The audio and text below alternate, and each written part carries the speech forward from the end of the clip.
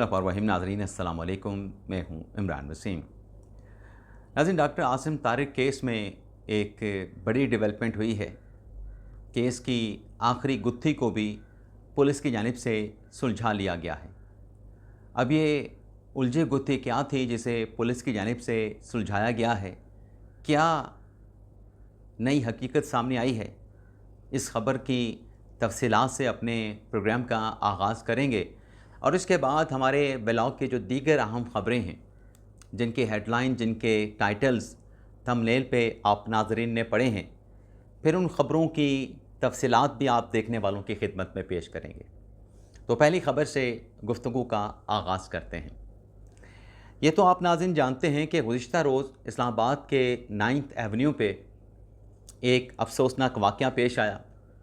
एक नौजवान जिसका नाम साद अब्बासी है, वो निमरा नामी लड़की को अपने साथ पार्क ले जाना चाहता था, लेकिन लड़की जो है वो रज़ामंद नहीं थी। दोनों में तकरार हुई और उस तकरार के दौरान एंट्री होती है ग्रुप कैप्टन आसिम तारिक की, जो उस नौजवान को रोकता है कि लड़की के साथ ये हरकत मत करो, लड़की के साथ ज़बरदस्ती मत करो।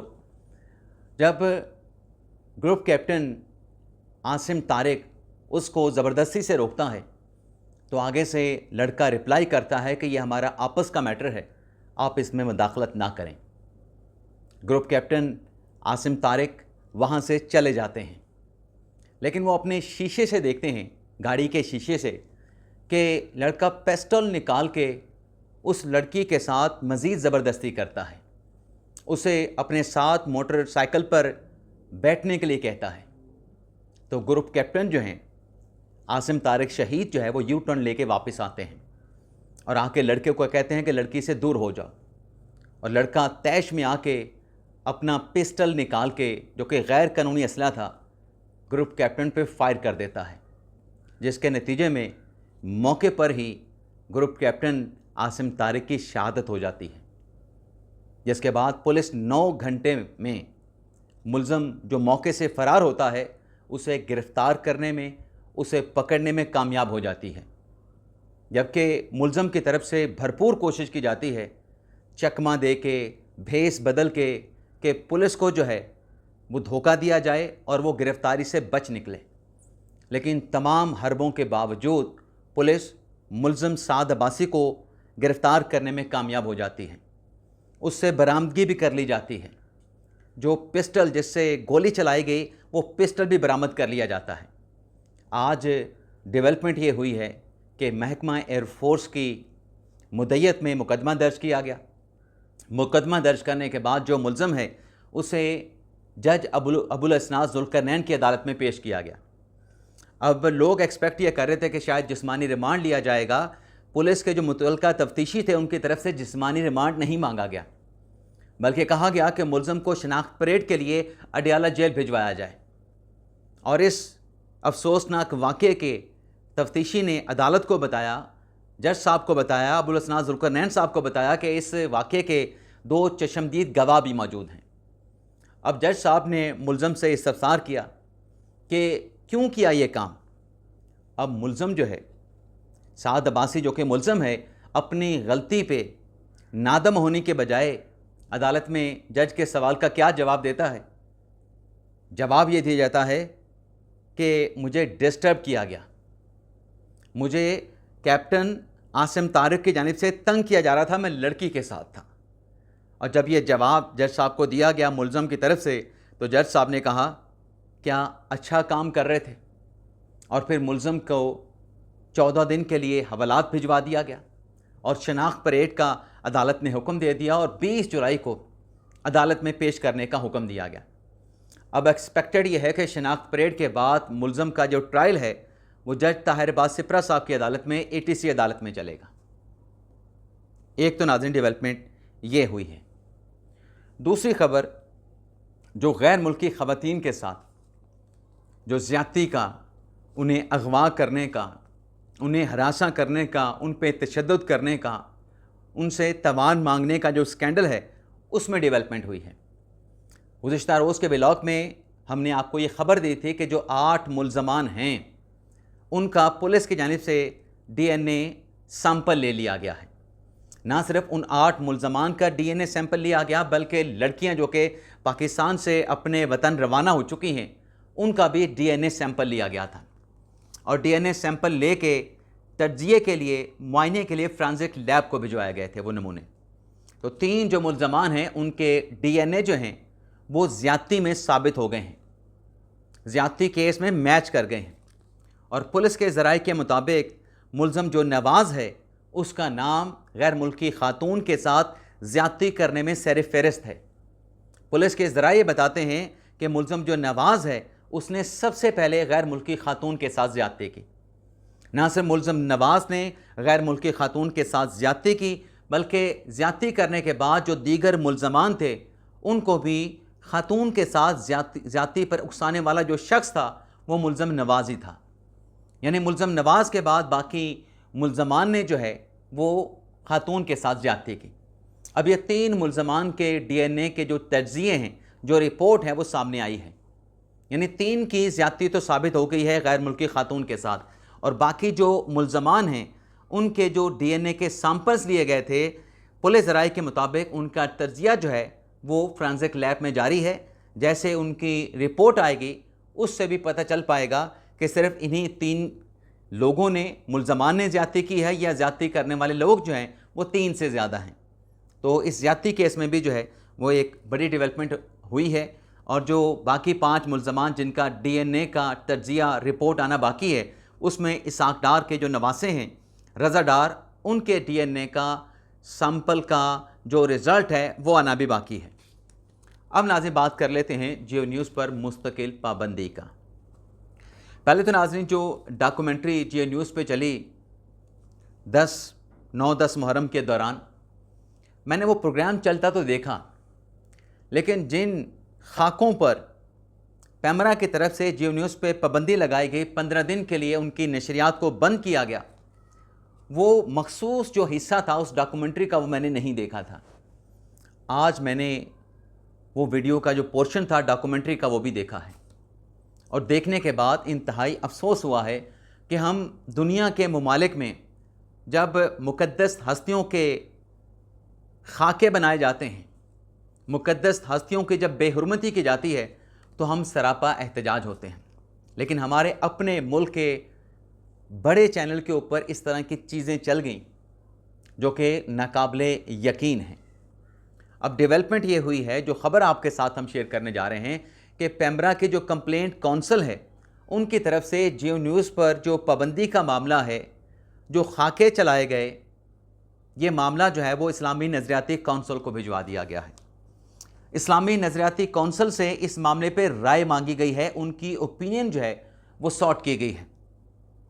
और ये भी पैमरा की कंप्लेंट काउंसिल का फ़ैसला है कि जब तक इस्लामी नज़रियाती काउंसिल की इस मामले पे जो डॉक्यूमेंट्री जियो न्यूज़ पे चली है, इस पे नज़रियाती काउंसिल की जब तक राय नहीं आ जाती तब तक जियो न्यूज़ को बंद रखा जाए, जियो न्यूज़ के जो नशरियात हैं इसको बहाल ना किया जाए। ये सिफारिश की गई है पैमरा की कंप्लेंट काउंसिल लाहौर की तरफ से। अब इस डेवलपमेंट के बाद, या जो डिटेल मैंने आपके साथ शेयर की है, इसका अगर एनालिसिस करें तो मुझे ये लगता है कि शायद इस्लामी नज़रियाती काउंसिल की जानिब से इस मामले पे राय जल्दी आ जाना या जल्द आ जाना मुझे इतना आसान नहीं लग रहा है, मुझे बड़ा मुश्किल लग रहा है।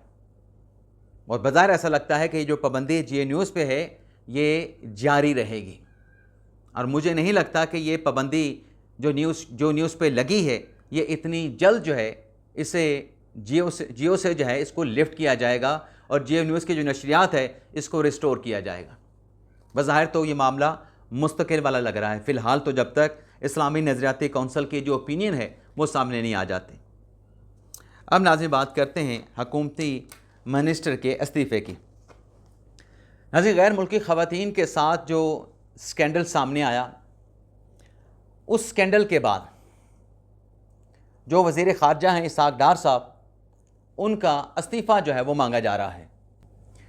लेकिन मैंने अपने व्लॉग में आप देखने वाले कुछ नाजरीन की तनकीद को सहते हुए उनकी ख्वाहिश के अगेंस्ट जाके कहा था कि ये मामला जो है, इसमें जो रज़ा डार की फैमिली है वो डायरेक्टली इसहाक डार साहब की फैमिली नहीं करार दी जा सकती कि इसहाक डार से इस्तीफ़ा जो है वो मांगा जाए। जुर्म जो है वो रज़ा डार पे साबित हो जाए, साबित ना हो, या जो भी मामला हो, ये डायरेक्टली जो है वो इसहाक डार साहब का केस या मामला नहीं बनता है। लेकिन अलबत्ता इस्तीफ़ा ज़रूर आया है मिनिस्टर का, लेकिन ये इस्तीफ़ा वफाकी हुकूमत की तरफ से नहीं आया, वफाकी हुकूमत के किसी मिनिस्टर ने नहीं दिया है। इस्तीफ़ा दिया गया है आज़ाद कश्मीर के तगड़े मिनिस्टर की तरफ से, और ये आज़ाद कश्मीर हुकूमत के मिनिस्टर थे मजहबी अमूर के और इंफॉर्मेशन मिनिस्ट्री के। अब इंफॉर्मेशन मिनिस्ट्री का जो वज़ीर होता है वो अपनी हुकूमत का तगड़ा वज़ीर जो है वो गर्दाना जाता है, माना जाता है, एक्सेप्ट किया जाता है।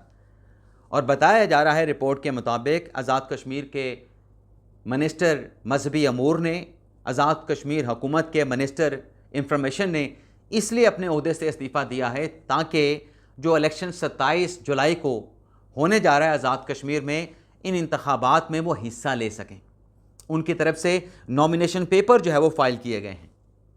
लेकिन नाज़रीन, आज़ाद कश्मीर में जो जॉइंट एक्शन कमेटी, जॉइंट अवामी एक्शन कमेटी का जो मामला सामने आया है, आज जो प्रेस कॉन्फ्रेंस की गई आज़ाद कश्मीर पुलिस और इंफॉर्मेशन सेक्रेटरी आज़ाद कश्मीर की तरफ से, उसमें यह बताया गया कि जो तोड़ फोड़ की गई, जो तशद्दुद के वाक़यात पेश आए हैं अवामी एक्शन कमेटी के धरने एहतजाज के दौरान, जो इमलाक को नुकसान पहुँचाया गया है, अब तक 15 अरब का नुकसान जो है रियासत आज़ाद कश्मीर की इमलाक का हुआ है।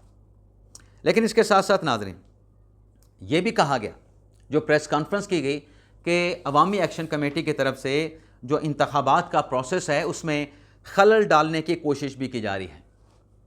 लेकिन इस मामले में एक डेवलपमेंट ये है कि जो पाकिस्तान तहरीक इंसाफ ने इंतखाबात का बाइकआउट किया था, तहरीक इंसाफ के चेयरमैन बैरिस्टर गौहर की तरफ से इस बात का इंदिया दिया गया है कि अगर उनकी जमात को आज़ाद कश्मीर में इंतखाबात में हिस्सा लेने का, इलेक्शन एक्टिविटीज़ में पार्टिसिपेट करने का अगर बराबरी की सतह पे मौका मिलता है, उनके उम्मीदवारों को कैंपेन चलाने का बराबर का मौका मिलता है, मसावी जो है वो एक मतलब मैदान मिलता है, तो पाकिस्तान तहरीक इंसाफ बाइकआउट के फ़ैसले पर नज़रसानी करने के लिए तैयार है। लेकिन शायद पाकिस्तान तहरीक इंसाफ ये भी चाहती है कि उनका जो बल्ले का निशान है, बल्ले का निशान तहरीक इंसाफ आज़ाद कश्मीर को दिया जाए। लेकिन इलेक्शन सिंबल का जो फ़ैसला है वो आज़ाद कश्मीर की सुप्रीम कोर्ट ने करना है। लेकिन इसके साथ साथ अवामी एक्शन कमेटी का मामला भी जो है वो तूल पकड़ रहा है। अवामी एक्शन कमेटी का जो एहतजाज, तो धरना, वो अवाम उसको ख़ातिर में नहीं ला रही, अवाम की तरफ से उसको मुस्तरद किया जा रहा है। लेकिन जितने लोग उनके साथ मुंसलिक हैं वो अपने एहतजाज में शरीक हैं, अपना एहतजाज लेके बैठे हैं। लेकिन जमात इस्लामी की तरफ से उनके जो अमीर हैं हाफिज़ नईम रहमान, उनकी तरफ से कहा गया है कि वो इस मामले पे सालसी के ख़्वाह हैं।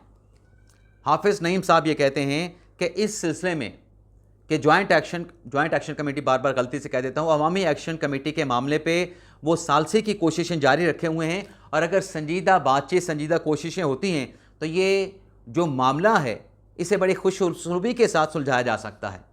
और साथ में हाफिज़ नईम रहमान साहब कहते हैं कि ये उनकी जमात की ज़ाती दिलचस्पी या उनका कोई एजेंडा नहीं है। हम ये चाहते हैं कि जो मामलात हैं वो सॉर्ट आउट हों और मुस्बत रास्ता जो है इस क्राइसिस का जो है वो निकल आए। चलें, हाफिज़ नईम रहमान साहब भी कोशिश करके देख लें। लेकिन हुकूमत के ख़ात्मे की जो ख़बर है नाज़रीन, वो ख़बर है नाज़रीन गज़ा से, जहाँ पर हमास की जानिब से गज़ा में अपनी हुकूमत के ख़ात्मे का ऐलान कर दिया गया है। ना सिर्फ हमास ने अपनी हुकूमत, जो कि एक बहुत तवील अरसे से एक रजीम, एक हुकूमत जो है वो गज़ा में हमास की चलती चली आ रही थी, उसके ख़ात्मे का ऐलान करके जो अख्तियारात हैं, उन अख्तियारात को जो टेक्नोक्रेट्स की जो कमेटी बनी है गज़ा पीस के एग्रीमेंट के बाद, अब गज़ा के जो अख्तियारात हैं वो टेक्नोक्रेट कमेटी जो है उसको इस्तेमाल करेगी। उन अख्तियारात को टेक्नोक्रेट कमेटी जो है एक्सरसाइज करेगी। लेकिन टेक्नोक्रेट कमेटी के ये मामलात, ये अख्तियारात संभालने तक हमास जो है बतौर निगरान जो है वो गज़ा के मामलात को चलाएगी। तो यानी आप कह सकते हैं कि गज़ा शहर में, गज़ा सिटी में जो हमास की हुकूमत थी, उसे जो एक एग्रीमेंट हुआ था जिसमें 8 ममालिक पाकिस्तान, सऊदी अरेबिया, कतर, मुत्तहिदा अरब अमारात, मिस्र, इंडोनेशिया, तुर्की और दीगर ममालिक शामिल थे, उनकी कोशिशों से जो गज़ा पर इसराइल की बर्बरियत का ख़ात्मा हुआ था, जो वहाँ पे कहत साली थी, उस कहत का ख़ात्मा हुआ था, और जो एक मुआहिदा तय पाया था, उसके नतीजे में ये कहा गया था कि हमास इक़्तिदार छोड़ के अख्तियारात जो है वो टेक्नोक्रेट कमेटी को सपोर्ट कर देगी। तो ये उसी पीस प्रोसेस, उसी मुआहिदे के तहत जो है हमास की हुकूमत का गज़ा से जो है वो ख़ात्मा हुआ है। और हमास की तरफ से कहा गया है कि उनका ये फ़ैसला हुकूमत के ख़ात्मे का, अपनी हुकूमत के ख़ात्मे का गज़ा के अवाम के कौमी मफाद में किया गया है। इजाज़त चाहते हैं नाज़रीन, अल्लाह हाफ़िज़।